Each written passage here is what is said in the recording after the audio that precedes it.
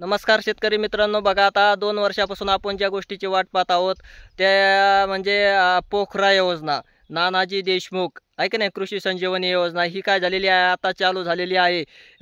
जवळपास कालच तिचं काय केलेलं आहे, मुख्यमंत्री महोदयाने उद्घाटन केलेलं आहे. आणि उद्घाटन केल्यानंतर मग जे जिल्ह्यामध्ये ज्या गावामध्ये आपले जे गाव लागणार आहेत त्याची याद्या तर पहिल्या अगोदरच त्या 3-4 महिन्यापूर्वीच प्रसिद्ध झालेल्या होत्या. आणि त्या याद्या प्रसिद्ध झाल्यामुळं मग आपण काय पाहत, फक्त त्या गावातील लोक काय करत होते, वाट बघत होते की कधी आपलं गाव त्याच्यामध्ये लागणार आहे, पोखरामध्ये कधी येणार आहे. कारण पोखराचं अनुदान डीबीटी सारखंच आहे, पण त्या वेगवेगळ्या त्यांचं वेगळ्या पद्धतीने काय करता येतं, अनुदान वगैरे लवकर त्याचं काय केलं जातं, वर्ग केलं जातं, त्यांना दिलं जातं.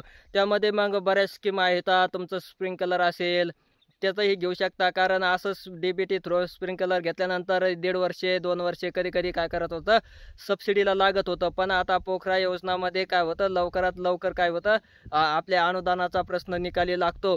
त्यामुळे हे एक महत्त्वाचा मुद्दा आहे. त्यानंतर ज्यांना काही स्तुतीचं शेड वगैरे करायचं आहे त्यांना सुद्धा भरपूर मोठ्या प्रमाणात अनुदान आहे.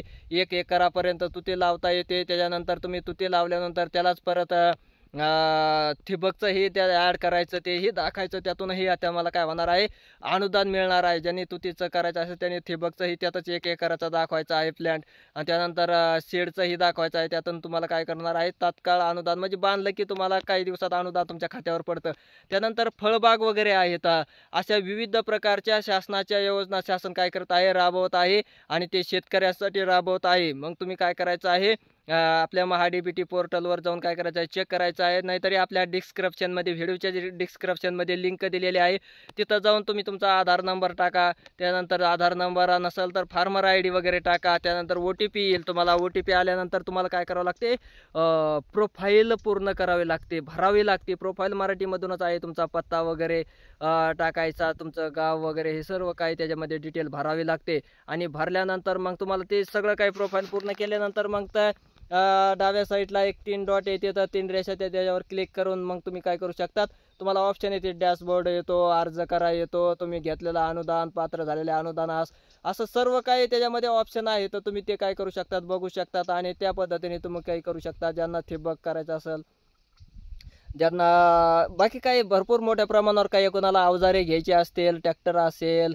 मळणी यंत्र असेल, असे विशिष्ट शेती योग्य, शेतीत उपयोगी असं जे सर्व वस्तू आहेत त्या सर्व पोखरा योजनामधून मिळतात. मग तुम्हाला अनुदानही तुम्हाला भरघोस मिळतं आहे मोठ्या प्रमाणावर. त्यामुळं ज्यांना काही उत्सुकता लागली होती, 2 वर्षापासून तुम्ही ते वाट पाहत होतात त्या योजनेची, तर तुम्हाला ती योजना आता काय झालेली आहे, काल मुख्यमंत्री महोदयाने उद्घाटन करून सुरुवात केलेली आहे त्या योजनेची.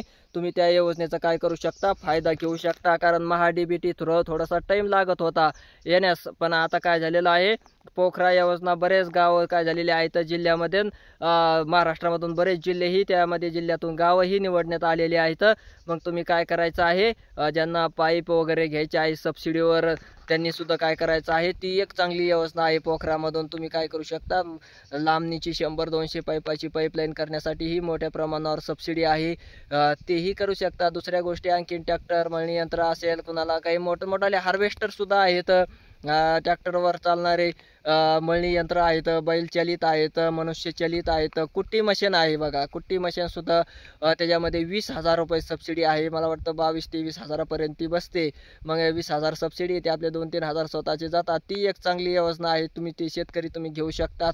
अशा विविध प्रकारच्या चांगल्या शेतकरी योजना, शेतीसाठी उपयोगी येणारे सर्व अवजारं वगैरे खरेदी करण्यासाठी, ते अनुदान प्राप्त करण्यासाठी ही एक नानाजी देशमुख संजीवनी, कृषी संजीवनी योजना शासनाने राबवण्यास सुरुवात केलेली आहे. मग ज्यांना काय, जे शेतकरी ज्याचा वाट पाहत असतात, मग बाग लागवडीसाठी, मग तुमचं ते मोसंबी असेल, त्यानंतर डाळिंब असेल, असे विविध योजना काय होतात, तुम्हाला याच्यामधून माध्यमातून काय होतात, याचा लाभ मिळतो.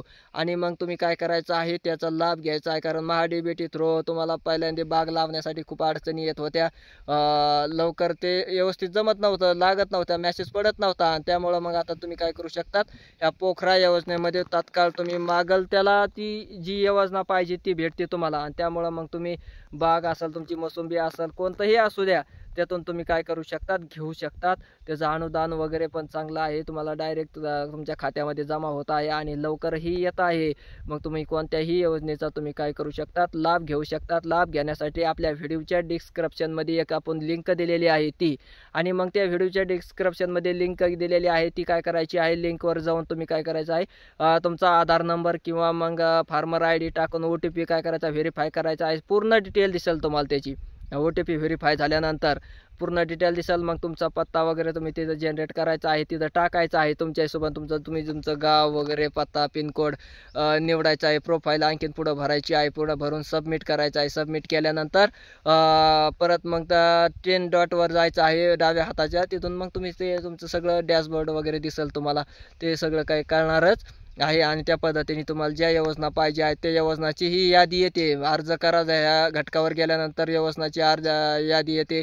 मग त्याच्यावर तुम्ही तो क्लिक करून तुम्हाला किती कोणता हे पाहिजे, वस्तू पाहिजे, तर अवजारे पाहिजे, तर बाग लागवड म्हणा, कोणतीही वस्तू, मळणी यंत्र असेल ती तुम्ही घेऊ शकता आणि काय करू शकता, त्याचा लाभ घेऊ शकता, उचलू शकता. हे सर्व काय अनुदानास पात्र आहे. धन्यवाद.